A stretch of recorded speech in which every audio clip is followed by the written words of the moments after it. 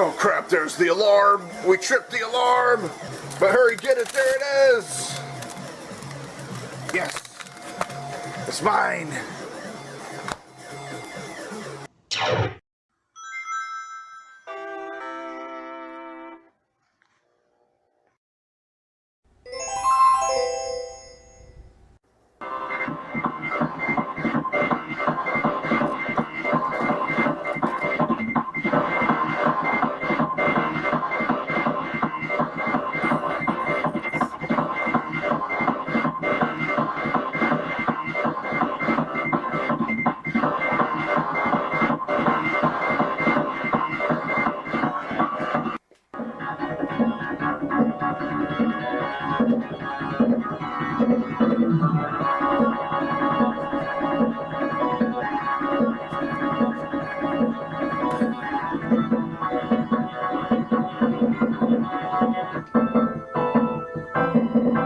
What is up, guys? Welcome back to the channel for another quick episode of In the Kitchen with Retro. I'm going to try to do a short video today. As you saw earlier, I pulled off that caper. I have myself a frozen pizza here. Frozen, just a cheese pizza. Mr. Peas. You ever heard of that? Mr. P! Happy hunting! I got this from the dollar, or no, I got this from Family Dollar. It cost me $1. So, you know, for $1, it's probably not going to be that great, okay? So therefore, you got to doctor it up somehow. I mean, you know, if you want it to taste better. So that's what I'm going to do today. Here, let's get it going. Get my parchment paper there. All right.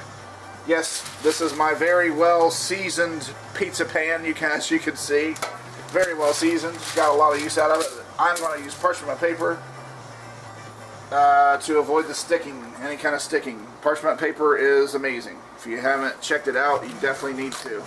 If you do any kind of cooking at all. So here we are. This is just like a personal size cheese pizza here. So let's tear into it. Let's see what we got. Yeah. So here we go. All right. So I'm just gonna put that there. Decent amount of the cheese, but I'm gonna add more cheese actually. But the first thing I'm gonna add is, of course, the pesto. So yeah, you might have checked out my video I did. The buffalo pesto grilled cheese sandwich, which turned out amazing, by the way. I guess I'm just gonna call this a pesto pizza. I mean, that's fitting, right?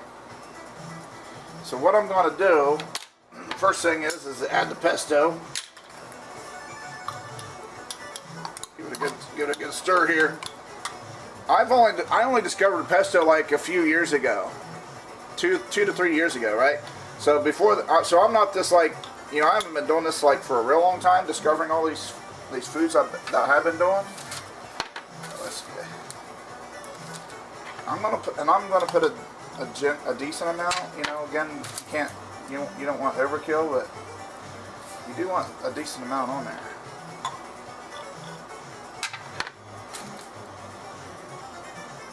Yeah, just to the not clear to the edge, you know, but close. I think I'm leaving about an inch. Hope you guys can see that. Okay. So, I am going to add now some cheddar cheese. I'm going to top it off with some cheddar. Extra sharp cheddar. Okay, so I got my cheese grater and my little block of extra sharp cheddar cheese here.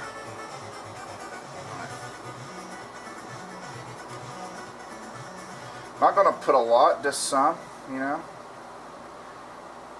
Let's go with about maybe the magic number 5. Let's try that. Yeah, the magic number 5. That's, in case you don't get that reference, it's from one of my favorite movies called Mobsters. There's a scene where the guy, he really emphasizes the number 5, like he's talking about how much money he wants. The guy offered him 100 grand. Then 200 grand, and he's like 5. He wanted 500,000. It's called Mobsters with Christian Slater and Patrick Dempsey and Richard Grieco. All right, I think it's going to do it. 5 was the magic number. I think that's good enough. Now I'm going to put some pepperoni on it. Now a lot of people's like, oh no, just leave it like that. The pepperoni will be nasty. Well, I'm going to find out. I'm actually just going to put pepperoni on half of it, because I want to try it both ways. Alright, so here's a trick. Here's a trick if you don't know about it. When putting stuff in the oven, right? Okay, I'm just now going to preheat the oven. And I'm going to preheat it to 400. Putting the pizza in right now, as soon as I preheat it. As soon as I hit that preheat. Because what people don't realize is the amount of time that is going to spend in the oven. Like, it's going to be, the cooking process is going to begin like right now. As soon as you hit preheat, right? As soon as you hit preheat, that oven is starting to heat up. So some people wait, they'll preheat the oven, wait till it's fully preheated, then put their food in. Well, to me, that's just a waste of electricity or gas, whichever your stove is. Your food could be cooking along the way as it's preheating. And here's something you definitely may not know, because I've done this many times, especially when, like, let's say you had pizza the night before and you had it left over. Well, we all know that in the microwave, it's not gonna, if you heat it up, probably not gonna turn out very good, unless of course you have a range mate. But some people are like, well, let's reheat it in the oven. Okay, so when you're going to reheat it in your regular oven, I'll just preheat it to 350. And what I do, just like I did now, preheat it. As soon as you hit that preheat, throw it in. And no kidding, by the time that oven goes off and to tell you that it's fully heated, the preheating process is over, it's fully to 350, your pizza's done. It's time to take it out, and it's done and it's hot. You may have to even wait. It's not, and it's like, it's more than just barely warm. It's hot to where it's, yeah, you might need to blow on it or let it cool for a minute. So yeah, look, now see, that's the example. Again, that goes into my frugal living, right? You know, don't be wasteful with anything. Your money, your energy, any of your resources, right? Or water. Yeah, no kidding. That pizza will be ready to eat when that oven goes off and saying preheating is over. Now just think about that. Some people wait till the preheating is over, then they put it in. So it's like, you're just wasting energy, because you could have had, and time, right? Energy and time. So wasting energy and money, because you got to pay for that energy. Nothing's free. So you're wasting time, energy, and money. But you'll be saving all that by putting it in as soon as you hit the preheat. No kidding. Try it out. Let me know if you guys have done that yourself or never thought of it, and maybe you would like to try it. See if it works for you. All right, so I'm going to be back when this oven goes off, and we'll pull this pizza out and see what it's like. And there it went. The oven is fully preheated now to 400. So I'm going to do this in real time with you guys. Let's take a peek together and see what the pizza looks like. Zoom out here.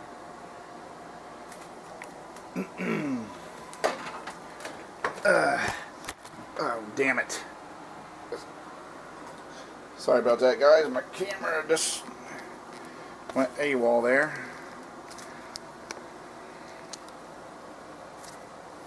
Okay. So that you guys can see it. I don't know if you can see how good you can see that. The cheese is melted a little bit, but here's the deal. Let's get this back up here. Well, first of all, let's close the door. Don't let that heat out.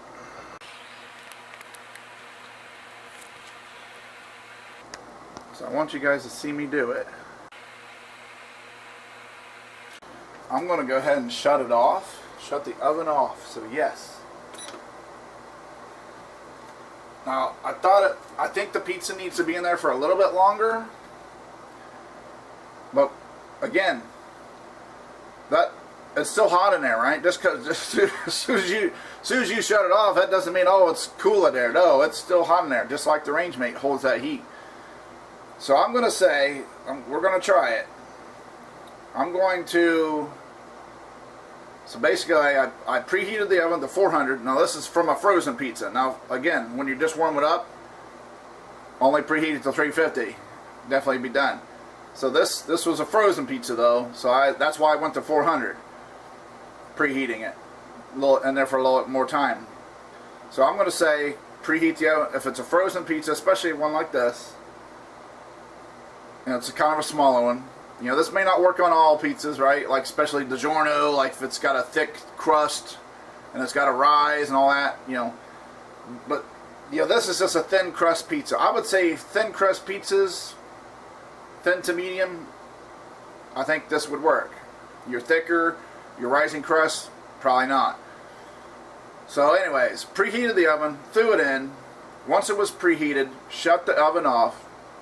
I'm just going to give it like 3 minutes with the oven, with the oven shut off and the oven door closed. I'm going to give it 3 minutes, and once that timer goes off, I'm going to pull it out, and I think it's going to be done. I think. No guarantees. Now, if it ain't, I'll admit it. I'll admit I have no problem admitting it didn't work or it still needs more time or this or that. So I'll be back in about 3 minutes when that timer's getting ready to go off. Okay, there's the timer. 3 minutes is up.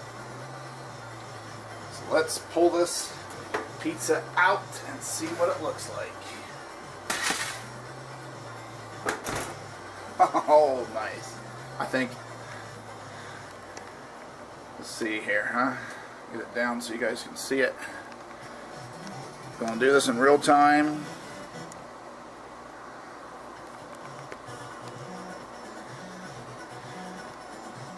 See if my camera will cooperate. There we go, huh? How does that look? Well, just like they told Michael Gold in Laser Mission, he's like, I think you pulled it off, Gold. I think I pulled this off. We'll soon know here. So let's cut into it.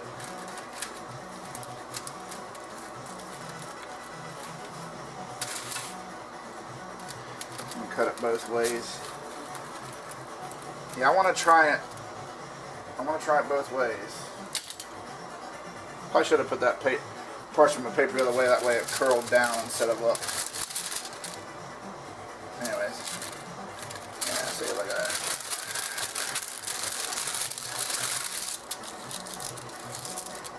Okay, so let's check this out. Yeah, it's hot. It is definitely hot. Let's see if I can just get a fork here, huh?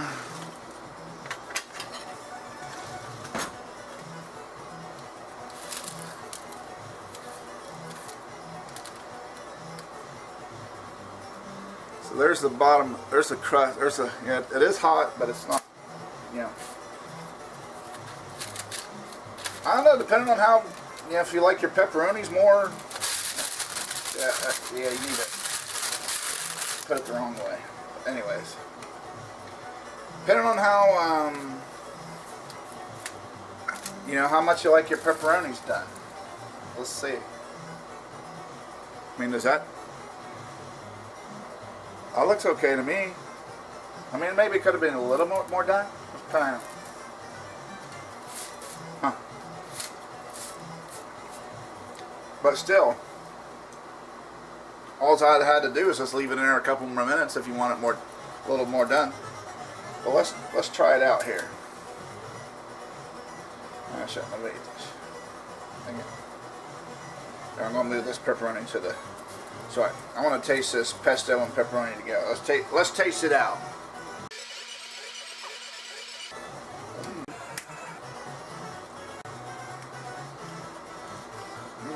It's definitely hot.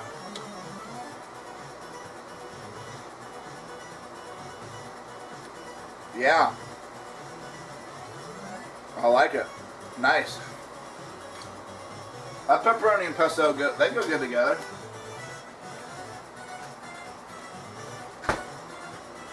Got me a cold tasty beverage here. Alright, let's try this, just the cheese by itself. Just the cheese and the pesto.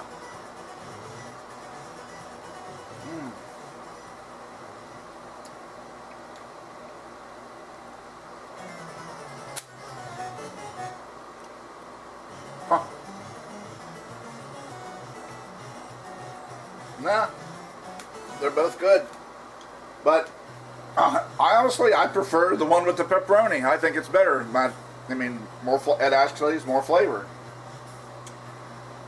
But as far as the pizza being done, I'm going to be honest. Probably 2 more minutes would have been. Then it would have been, I think, perfect. So still, I think, but still the theory itself though. Preheat it, put it in.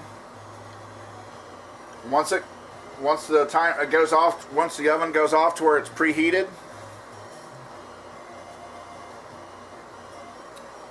shut it off. Shut the oven off at that point.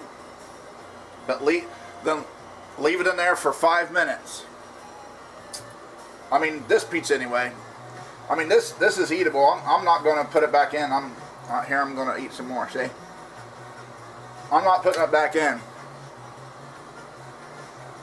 But I think just 2 more minutes would have been, maybe got the crust a little bit more golden brown. But that's it. There's no cold spot in the pizza. There's no slightly frozen this or that. So it's totally hot, totally, to eat. Just personal preference wise, I like my crust a little bit more. But again, you wouldn't want it too much more, because see, look on the edge of there, on the edge of that crust, that's that's a little golden brown there. So maybe just 1 more minute, 1 to 2 more minutes.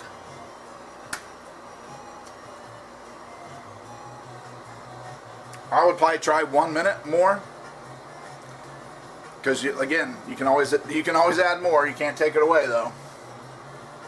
Next time I would do 4 minutes, because sometimes 1 minute in an oven, that can make a big difference, right? Just 1 minute can make a difference. When you've had an oven that was heated to 400 degrees, right? So 1 minute in a 400 degree oven, even though yes, you turned it off, but again, that heat just doesn't go away as soon as you turn it off. So yeah, what do you guys say? Did I pull it off or what? Could you guys say that to me? It's like, it appears you pulled it off, Retro. Could I get you guys to say that? Could you agree with that? Yeah. Save money, time, and electricity, right? Frugal living with Retro. That's kind of try to help people out, and because I used to do this. I used to do the same thing that a lot of people do. I'd preheat the oven, wait for it to be preheated, then I would put my pizza in the oven, or I was like, well, I was just going by the instructions of what the instructions said in the box, right? So I was like, well, for that time to be right, the oven needs to be probably up to 350 or 400, like not putting it in like this. But that's the cool thing. It's when you try some things out, right? When you think, oh, I can't resist. Sorry. When you think outside the box, you might discover something, right? I think that's going to do it for the video, guys. That's a good note to leave it on. But if this is your first time to the channel, tap that red subscribe button down there. Down there, yeah. And then the bell next to it. Ding, ding. And that way you'll be notified when I upload new videos. So until next time, guys, keep it retro.